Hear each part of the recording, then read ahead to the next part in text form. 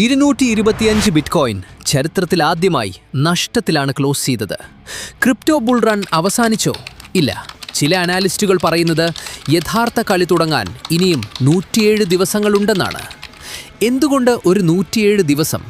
കാരണം ലോകത്തെ പണലഭ്യത അഥവാ M2 മണി സപ്ലൈ ഇപ്പോൾ എക്കാലത്തെയും ഉയർന്ന നിരക്കായ $116 ട്രില്യൺ ചരിത്രം നോക്കിയാൽ പണം അച്ചടിച്ച് ഏകദേശം 3 മാസത്തിന് ശേഷമാണ് മാർക്കറ്റ് കുതിക്കാറുള്ളത്.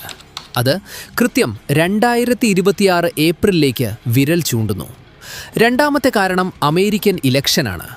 മിഡ് ടേം ഇലക്ഷന് ശേഷം ചരിത്രത്തിൽ ഇന്നുവരെ സ്റ്റോക്ക് മാർക്കറ്റ് തകർന്നിട്ടില്ല. വോട്ട് കിട്ടാൻ ട്രംപ് ഭരണകൂടം വിപണി ഉയർത്തി നിർത്താൻ സാധ്യതയുണ്ട്.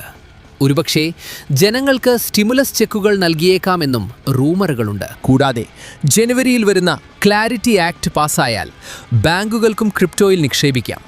ഇത് ആൾട്ട് കോയിനുകൾക്ക് ജീവൻ നൽകും. കാര്യങ്ങൾ ഇങ്ങനെയൊക്കെയാണെങ്കിലും ഏപ്രിൽ മാസം വിപണി ഉയരുമോ അതോ തകരുമോ? നിങ്ങളുടെ അഭിപ്രായം കമൻറ്റ് ചെയ്യൂ. കൂടുതൽ അപ്ഡേറ്റുകൾക്കായി സെൻ ബ്ലോക്ക് സബ്സ്ക്രൈബ് ചെയ്യൂ.